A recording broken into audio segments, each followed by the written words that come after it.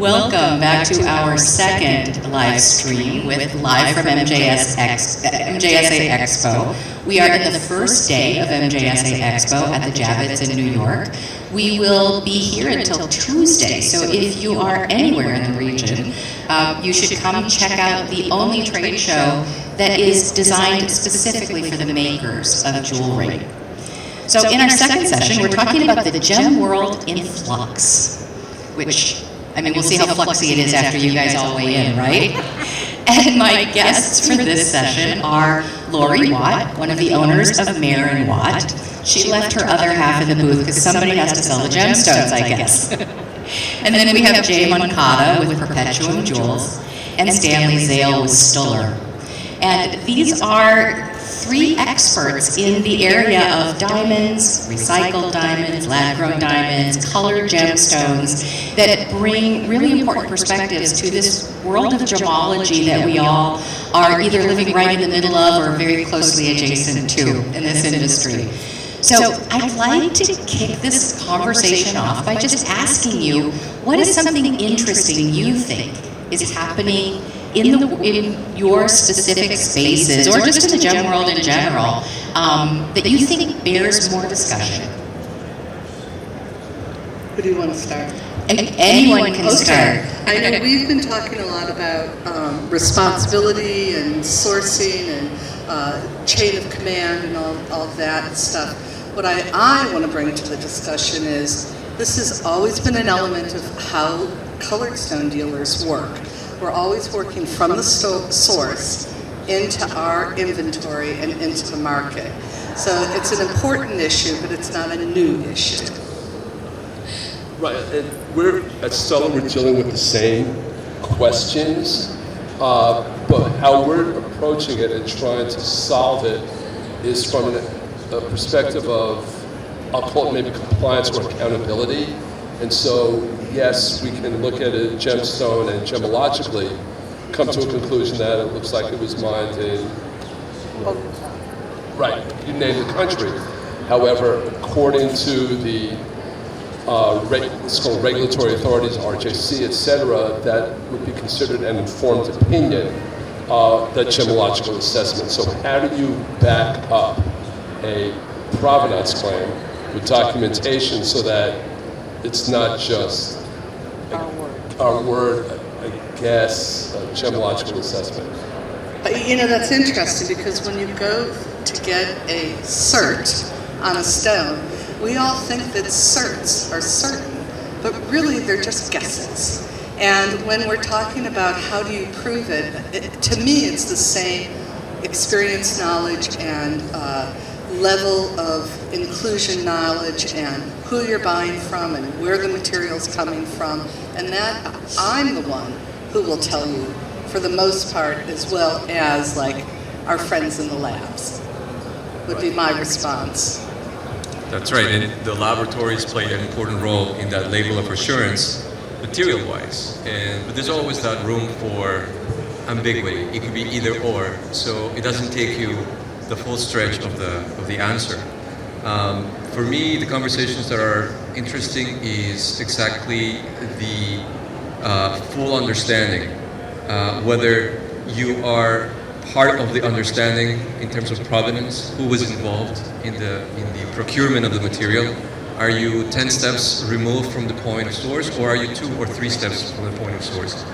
And what's very, I think, more encouraging these days is that the idea that you want to measure impact, whether you are creating impact on the local sourcing community or the manufacturing community, whether you are cutting lab-grown diamonds in India in a big factory, or keeping additional profits for lapidary artisans and in-country, or you are procuring, education at the end of the delivery of the product. So that's what I'd like to highlight in this conversation, how much we're trying to understand, how much we know and how much we don't know, which is what's primarily the goal of all this.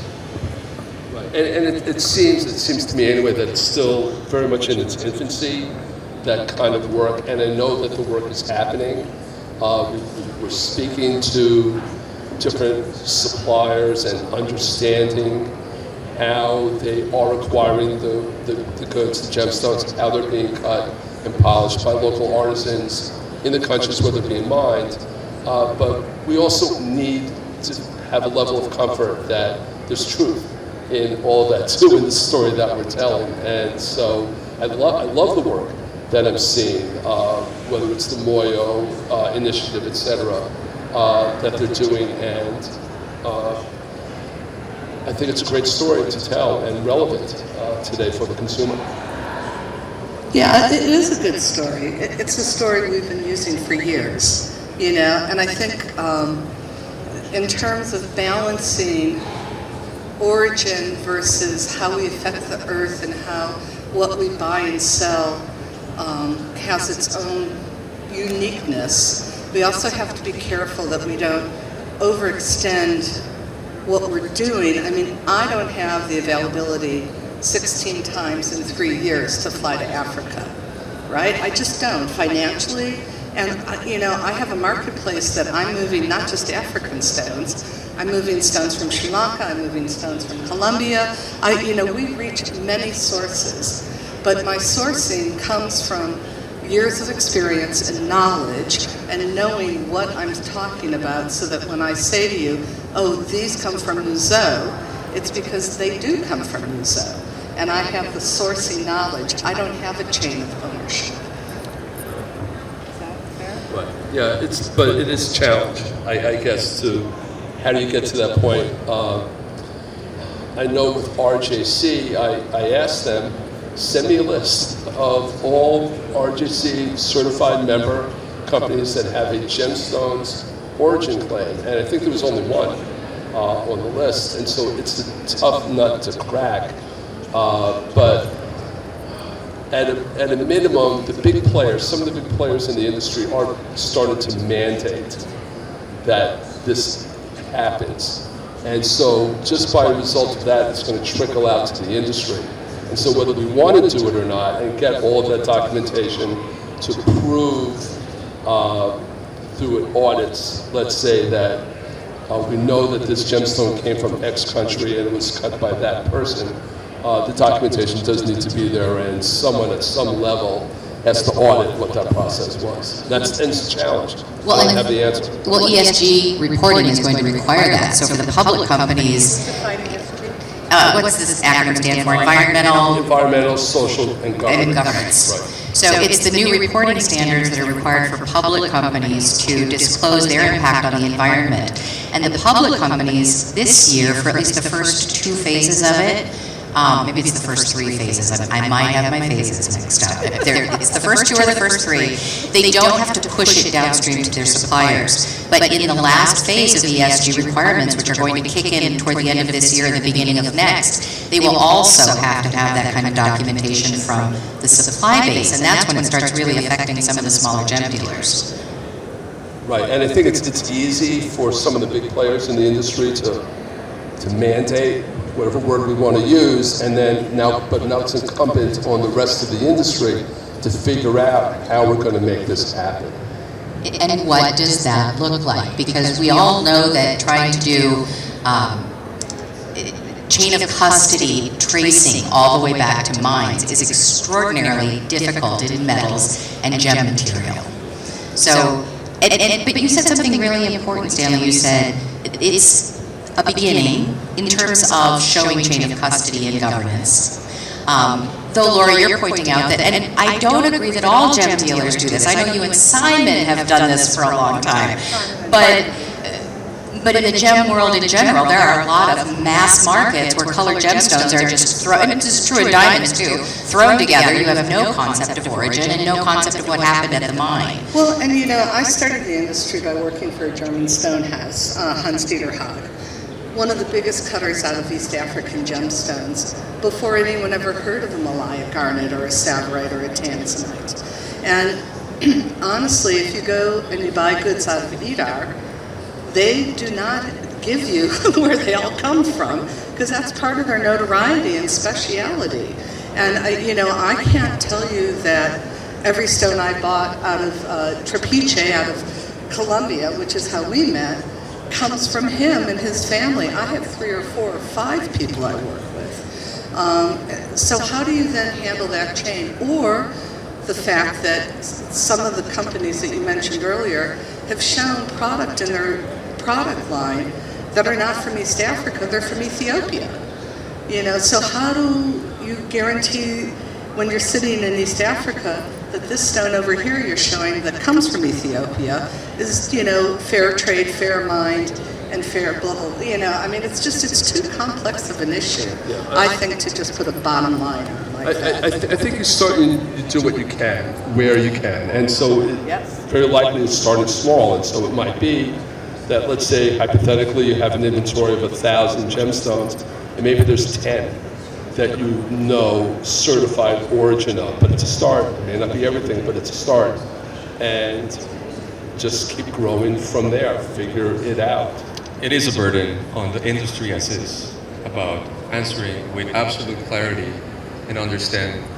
But because we didn't establish this from the beginning, unfortunately, we're where we are. So we're building an infrastructure. We're designing an infrastructure of information. We have logistical infrastructure about how we source, how we cut, how do we best resource what we have so that we put this into the market. Especially in the U.S., which is one of the largest consumers markets, next is China. The manual is not going to stop for these products, but we shouldn't stop in demanding the information so that we continue to build the infrastructure so that the burden of the information doesn't rely on the miner or the source community, but rather us as actors and participants in distributing each of these products. So it's a start and it's a challenge. So how would I sell from coast to coast, up and down, Midwest, Seattle to Miami, right? I supply jewelers who make jewelry all over the country, a variety of stones that gives them an opportunity because I go to their shops, I sit in their stores, and I buy some of my trapezies from your company or from this company or from that company. My uncle's company. But how do you, he's not going to want to go carry a bag, the amount of miles that we do in a year, and take credit and give people terms and work with them on designs and recut things to fit. I have a service that I give along with my knowledge of the stones. You start cutting out that me and my end of the business, AGTA gem dealers, and you cut that whole transition out of the story. But I'm not sure we're talking about cutting that out. I think we're talking about building systems that allow us to be more connected. But that is a huge issue in the jewelry industry. I think before we even get to systems, we have another issue, which is that we have generations of history of opacity. So the jewelry industry is built on this idea of protecting my source. If nobody knows who my source is, they can't go buy directly from my source or cut me out. And opacity as a business premise doesn't work in any industry anymore. But we still have a lot of commitment to this idea of opacity. And to move to transparency, you have to know that the way you compete isn't by keeping your supplier a secret, but by being a better dealer for them than anyone else could be. So it's a mindset that has to shift before the systemic improvements can kick in. Otherwise, they won't be committed to it. Not that I want to steal the stage, but it's funny because I find I buy high-end clothes, I buy high-end cars. We live in a very luxurious world. When I go and buy a car, I don't say, where did those tires come from? But within the industry, they know. I was shocked when I got to the jewelry industry to run a large company. This is like 27 years ago now. I was told I couldn't see the supplier list, and I was running the place. What? And I was told, not yet, and nobody ever gets to know who our suppliers are. But I will tell you that in every other industry I've been in, of course, within the industries themselves, everyone knows who the suppliers are. It was that opaque. Freaked me out. So, no, you may not know where the leather comes from on your Harley Davidson, but everybody else in the industry would have some awareness of that. Yeah, and not looking to change the subject, but no, I can't help but think with what you're saying, the relevance of no diamonds from Russia. And am aware that the State Department will likely have more restrictions, guidelines on that, and how do you know that it's being done correctly? And again, you have to start somewhere, short of having an auditor sit in a diamond cutting factory in Surat 24/7, at least start asking the questions of our suppliers, and let's start getting some signatures and tell me what your processes are so I can understand them. And you maybe have to go spot check a couple of times a year and go and validate that they are doing, at least maybe for show the day that we're there, the processes that they're representing that they're doing. But the challenge is there, and it's not being imposed internally from the industry. This is coming from outside the industry. And when the government says no diamonds from Russia, prove it, how are we going to do that? Well, or you take that a step further in the color industry, you go, no rubies from Burma, right? You'd be shocked how many Mozambique rubies are from Burma, or how many Burma rubies have been in the country for 20 years. So do we dump all those because we have an embargo there? Or the other issues, speaking of diamonds from Russia, right now there's a big craze going on for demantoid. Guess where they come from primarily? Right? Those aren't on the embargo list, even though we feel that pulling embargoes is a beneficial way to stop evil governments. Believe me, I'm not a supporter of Putin. But you have to be realistic on your boundaries. And unfortunately, the damage, we're a couple of decades late into these, trying to remediate where the funds of diamonds are going. It's something where it put the U.S. as a consumer market at a spot politically and in a policy level. But the question needs to be asked, because if it's not done, and discussed. But it's not the end of the ultimate solution. It's going to require a lot more introspect, and that's why I go back to this idea of information infrastructure, because you could at some level. I would say not completely solve the problem, but you can create a funnel of information that's hopefully, with the understanding and the education of the company, continue to be more of a status quo as opposed to just a few players that are willing to put the effort and the information in front of people. So, or the other issues, we put an embargo. The first embargo, well, the one prior to this embargo on Burma. Right? So what happened to Burma spinels and Burma rubies? Anybody who's been in country can tell you they're all going to China now. Find another way. They're not waiting for us. Well, and this is why we do need to figure out how to put some systems in place. And I think there are multiple levels of systems. When I start talking about governance or compliance, people immediately assume we're always talking about RJC. Well, RJC applies to one level of industry. But like in the metals world, we have craft code that applies to smaller mines. I mean, there are multiple ways we can put solutions in place that will build greater visibility over time. But you said it, Stanley, it is a process. We solve what we can solve, and then we solve the next thing. Otherwise, I've had people say, well, what do you want us to do, stop selling diamonds? It's like, no, I want us to get to the point where the consumers don't tell us to stop selling diamonds. That they'll stop buying them, right, yeah. More color. Laurie's like, stop selling diamonds. Stupid white stones, right. I'm on board. So, Jay, I'm sure you see this in your organization because you do a lot of post-consumer and recycled diamonds. Where are some of the challenges in that? For instance, are all of your diamonds post-consumer?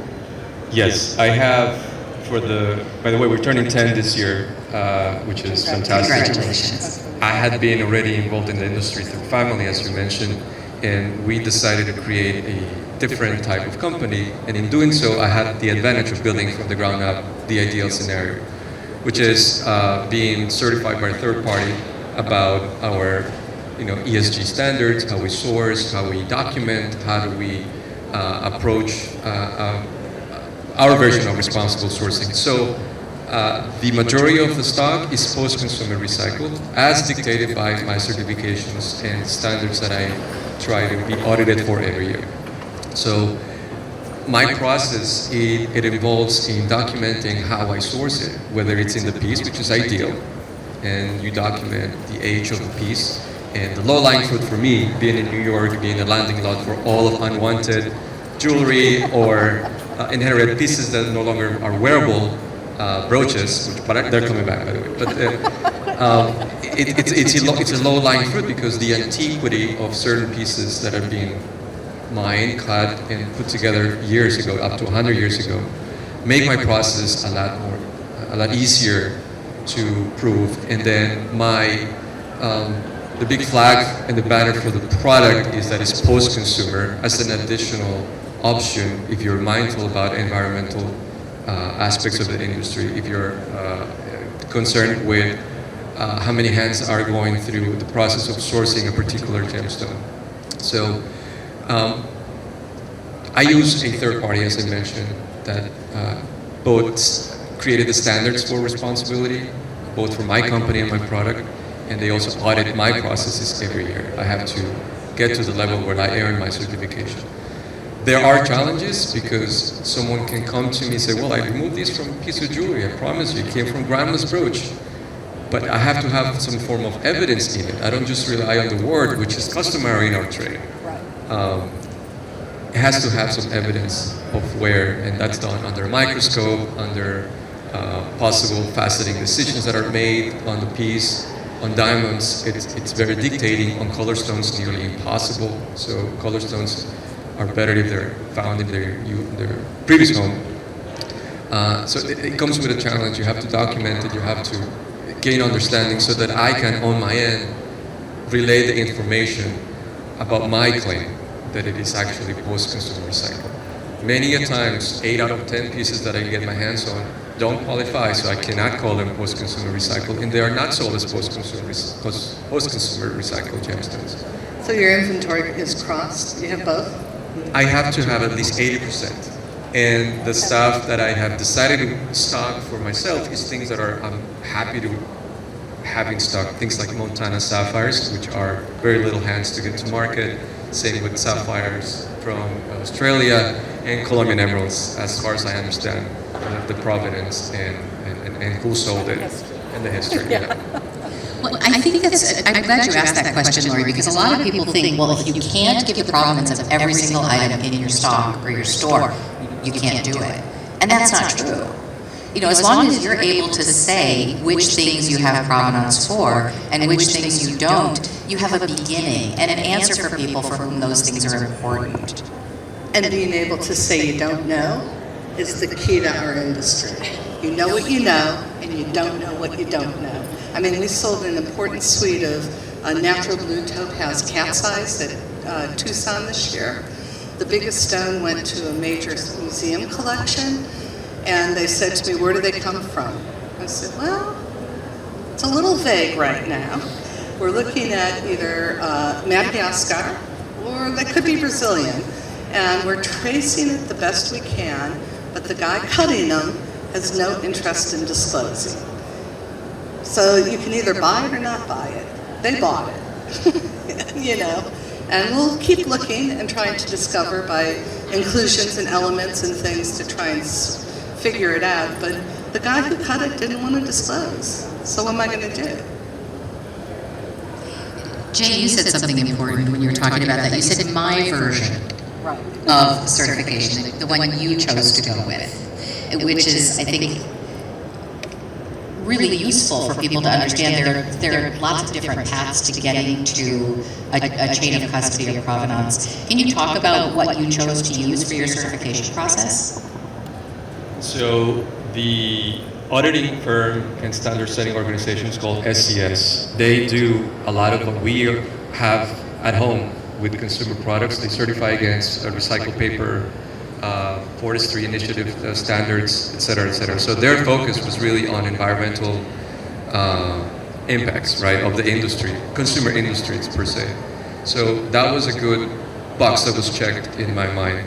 And they had just initiated the idea of evaluating recycling in our industry, and they did it for Hoover and Strong, and so they're also certified against their standard for recycled metal.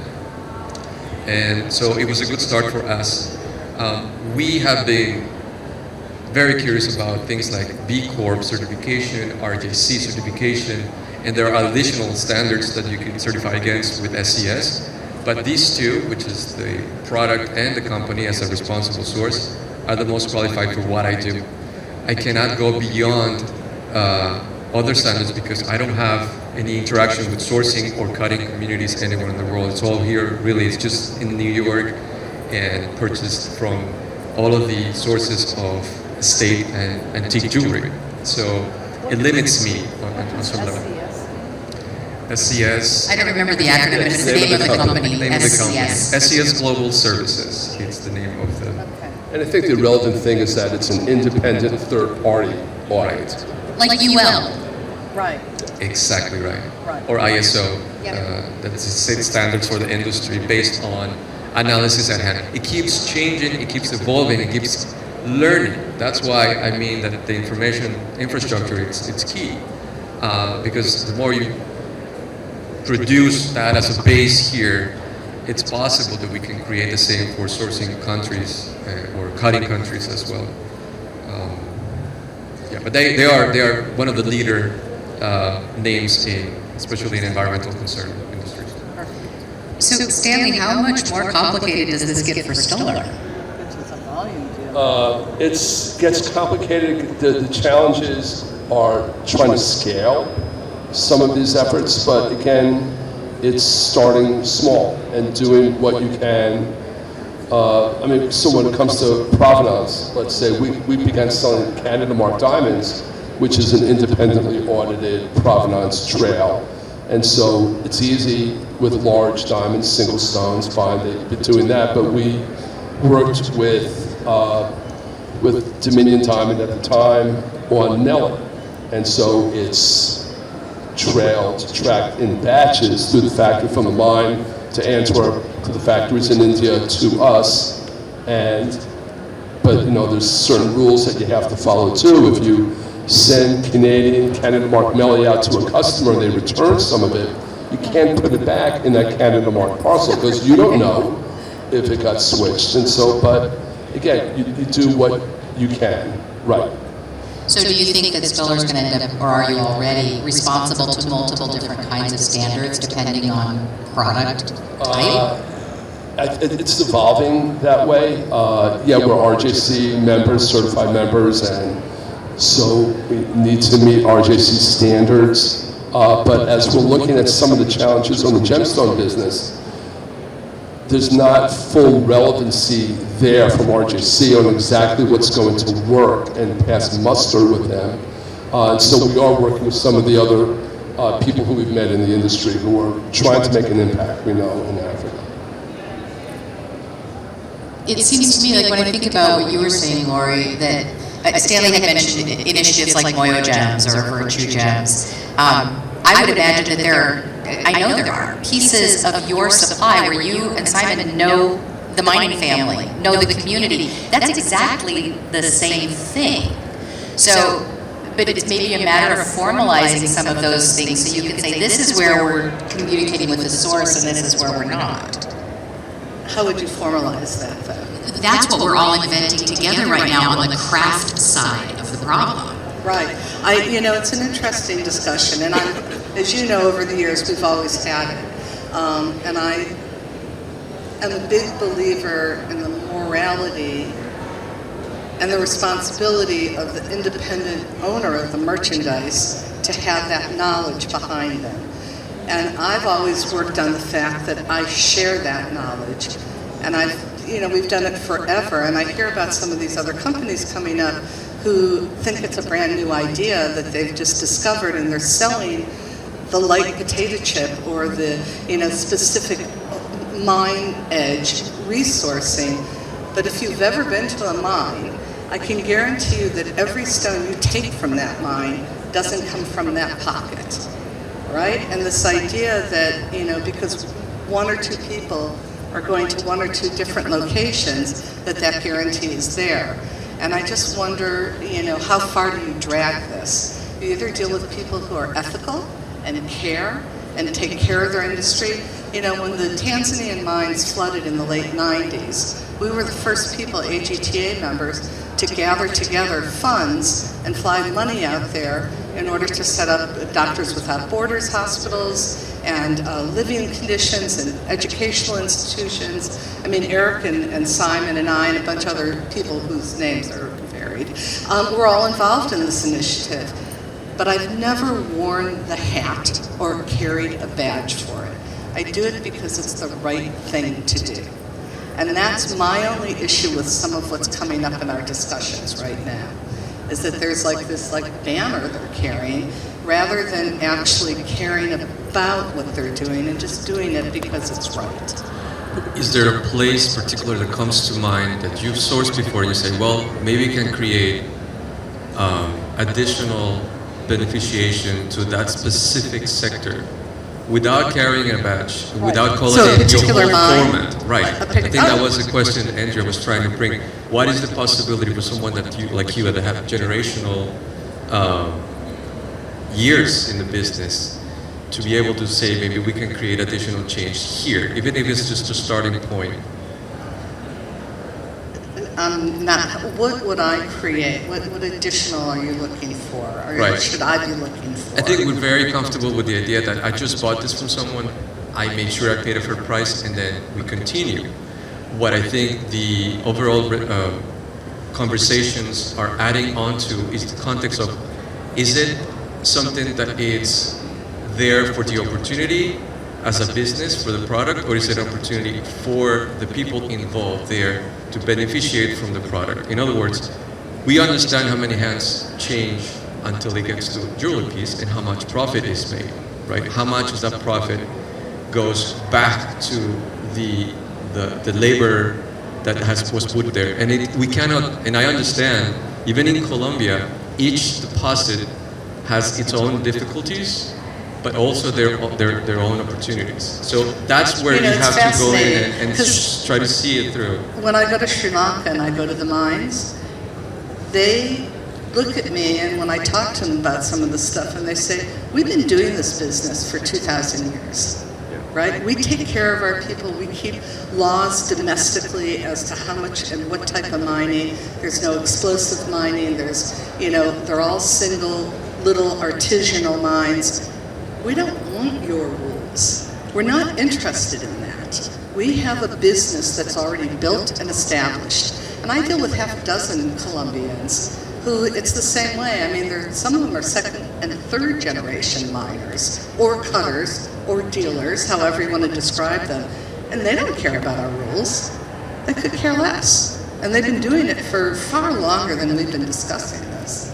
So I'm following you. I think as a human, I'm responsible to the people I buy from.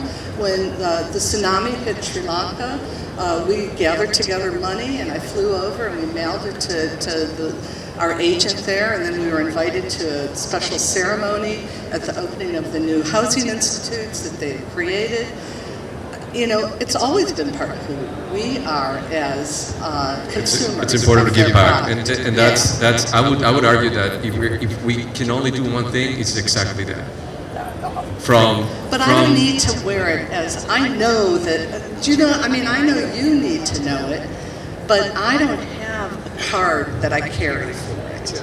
And that's okay, but it's almost like this little axiom, everything I know in life I learned in kindergarten.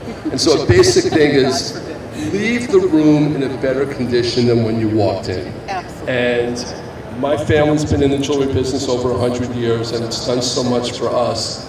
And just kind of collectively, how can we give back and make sure that that room, that mind, wherever it is in the world, that we're leaving it in a better place, that community, than it was before, and the people who are doing the work. It's interesting in the diamond business because so much of the mining is controlled by large companies. So it's, on the one hand, it's easy to know what's going on, and there is a challenge with the gemstone business, but then the opportunity is you can really help people who are really doing the work, and it's a wonderful opportunity to help give back and make the world a better place through the business that we're doing. 100%. I'm behind you, 100%. Yeah, a lot of times the largest issue is not what is possibly a public health concern, but it's actual access to the markets. You know, for generations they haven't had access to the markets, and you cannot, again, there's not straight horizontal line that everything connects in every deposit in every country for every gemstone type. Sri Lanka, it's a beautiful example because culturally they've done this and they know what was supposed to be done from the beginning. Well, and I But know that's not true in other markets. You go It's into not the true, East African exactly. So markets. you cannot tie those markets even with the same gemstone.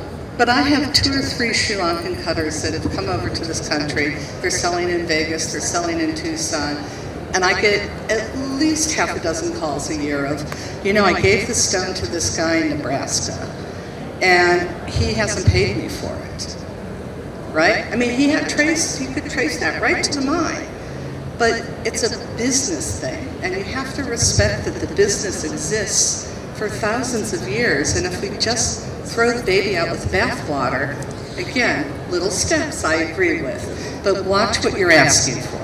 Well, I don't think it's an either or, Laurie. It's not a throw the baby out with the bathwater versus being a more responsible industry.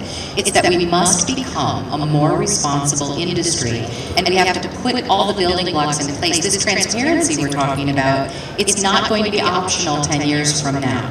And so companies who fail to build the chains of custody that are necessary are going to be locked out of markets. And we see the writing on the wall with the SEC requirements around ESG. I love you, but I disagree with We've you. never had ESG regulation before, Laurie. It's never existed before now. But it exists. Just because it exists doesn't mean it can be enforced. The SEC has put enforcement behind it. It will now be law. They made law about 15 years ago on disclosure of treatment on all invoicing.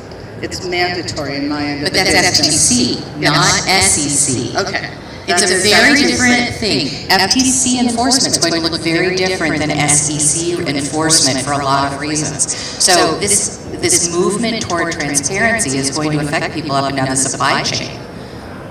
And there's a reason that the gemstone industry was the last sector, gemstone part of the business was the last sector where this is being implemented, because it is the most complicated and the most difficult.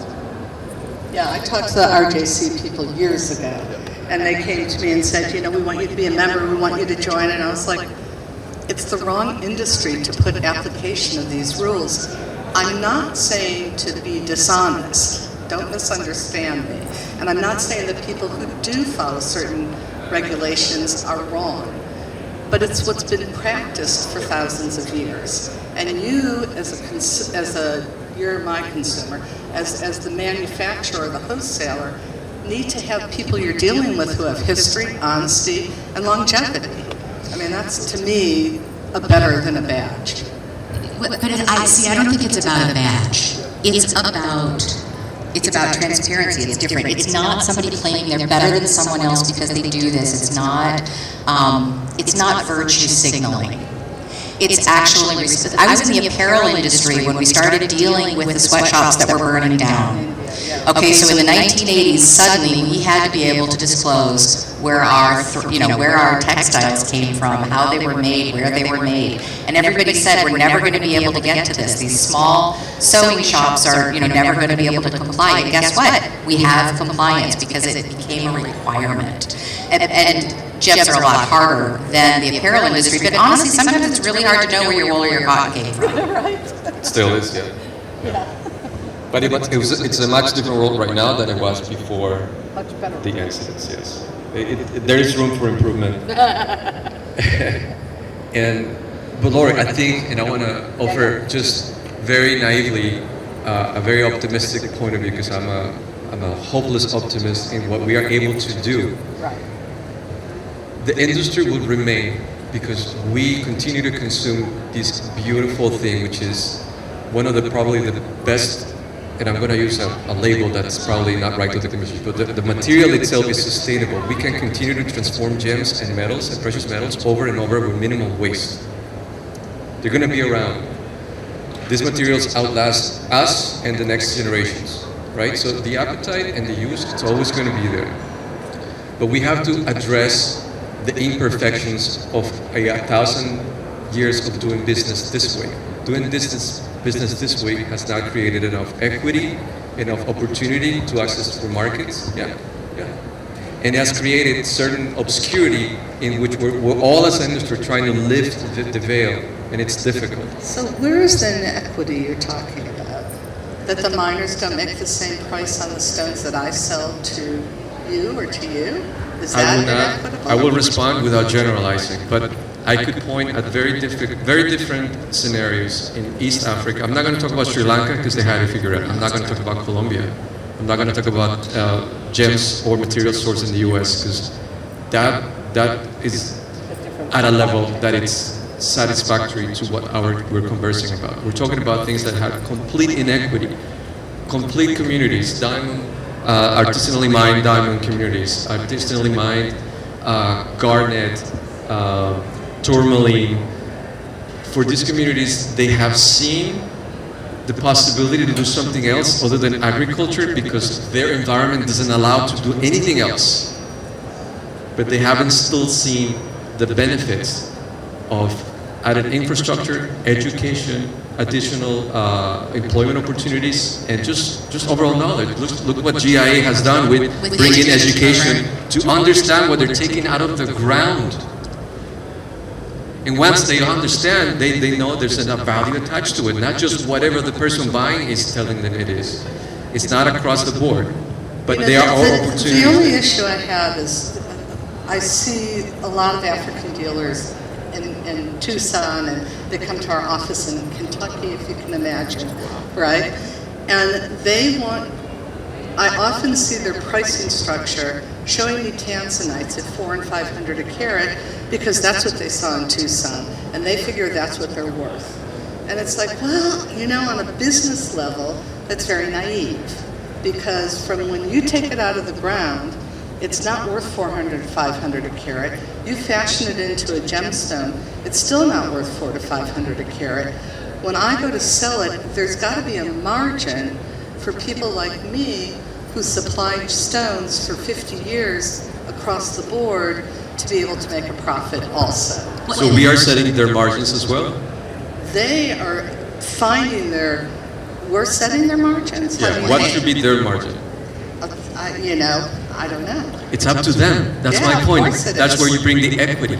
Well, but you have if they to have remember something that's precious and it's worth something, they should be able to set their margin. But if they're basing their margins on what I'm selling it at, it's excluding the action of selling it on, which is what we do for a living. Well, that's where you have room to negotiate, because business always has room for negotiation. I think one of the big concerns is and again, you run your business differently.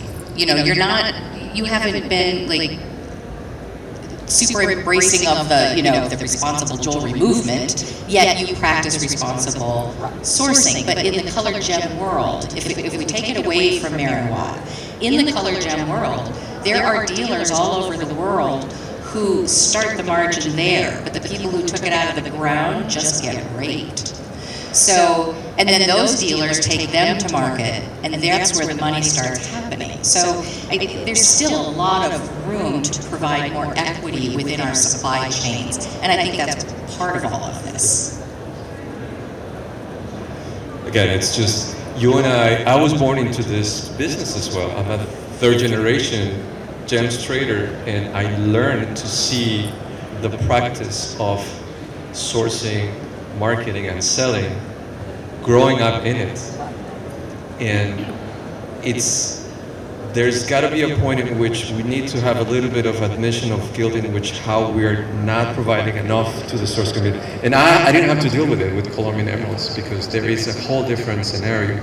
If we wanted to talk about responsibility in Colombian emeralds, you have to talk about the effects of the money that is circulating there and what is it doing. Different Well, and conversation. disclosure of how much of it is related to the cartel. Well, that's just a everything. whole nother issue. So it's complicated in each aspect, and where is it affecting the most is what we, as an industry, are trying to have the conversation. The context of impact here, there, or there, how can we provide, using our profits, using our platforms, a little remediation there. Are we going to rely on the U.S. to create embargoes moving forward? No, we can't. But we have direct access. We're a couple of degrees of separation from these places, and we should be able to provide that. And the industry has made progress. When you look back when diamonds were first begun to be mined in southern Africa, the story of how the Europeans, etc., treated the local miners is not a nice story. But I give kudos to De Beers. They've come a long way, and they're helping to give back. And I've been to Botswana, and I've seen the impact that their operations are starting to have on the lives of people there. It needs to happen in more places, true, but you got to start somewhere. I think it's really got to be focused on progress and incremental change, because if people are saying it can't be perfect, therefore I'm not going to participate, that's not the answer. I'm very enthusiastic about things like RJC for the big, here now, I'll be talking about metals for just a second, but craft code for the small mines. I think there's this opportunity to create chain of custody scenarios for gemstones that are more at the craft level, that don't have the same level of third-party, auditing that we can do at the larger facilities. But each of these changes brings us closer to something that is more transparent and therefore more equitable, because without transparency, there is no equity. Okay, let's shift gears and talk about lab-grown diamonds for a minute, because that's another part of our gem world that's in flux. Well, I'll start off. I've been involved with that part of the business for close to 15 years. And when I look at the lab-grown business, I look at it in two different segments. One is what I'll call the compliance aspect of it. The other is the commercial aspect of it. Our journey at Stuller started and is founded on the compliance aspect of it. The Federal Trade Commission, the FTC, says that you must accurately represent the product that you're selling. So it's been an evolution. For us, we began screening some of our diamonds in 2012. It was limited to 20 points and larger, because that was what we had technologically available at the time. And as the technology has progressed and has become better, we began to be able to check lab-grown, check round melly diamonds, then rounds and fancies, and then we got to the point where we could check everything. But it's been an evolution of doing it. But it is a challenge, because I know that the supply chain, there is some pollution out there, and it's incumbent on all of us collectively, because it's our industry. We're all in this together. It's not about if one of us fails, then it's their problem. If one of us fails, we all fail. And we have an obligation to the consumer and to one another to do the due diligence work and to do that screening work. And so whatever I can do, whatever we can do at Stuller to help, help people learn, we want the work to get done and to get done right. That's first and foremost. Yeah, I think some of initially with the lab-grown movement, there was a lot of fear around how it would affect natural diamonds. Now I think everybody's just terrified at how low the prices are dropping. Well, I don't deal in this market, so I'm coming from a very naive, uneducated point of view. But I have people who tell me that their children have spent $4,000, $10,000, $20,000 on a lab-grown diamond. And I think, what's the resale value in that stone? And I don't know if... What week is it? No, I don't know if that's something you could help me with. It's definitely less than it was. There's no question about it. I'll give you my perspective, and I'll just go back in time a little bit to the early 1950s, when General Electric announced it had created diamonds synthetically for the first time. It's not a coincidence. My last name is Zale. I'm in the jewelry business. My grandfather founded Zale's Corporation. And when that announcement came from General Electric, it created a shudder in the management of Zale Corp. And like, what does this mean to the jewelry business? And it set the company off on a tear of diversification. Zales bought shoe stores, sporting goods stores, drug stores, airport newsstands. And eventually, though, they settled on, we're in the jewelry business, we're not in the diamond business. Okay, it's about jewelry, and it's about how someone chooses to adorn themselves with a piece of jewelry. And it's not our place to sit in judgment of how someone chooses to do that. And if this is what the market wants, then we meet market demand. We are not selling investments. I really caution, don't use the I word, and don't bring the Securities and Exchange Commission into this. You're buying a consumer product and you drive it off the lot, it's going to go down in value, but that's not what it's about.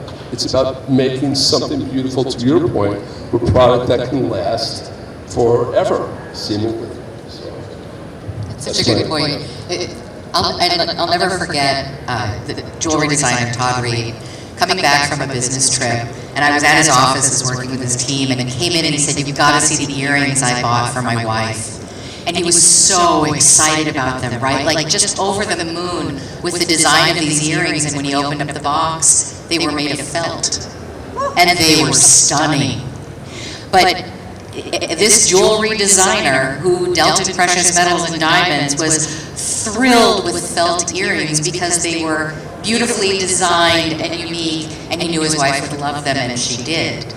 And I think when we remember to think about our materials that way, we're in the business of jewelry.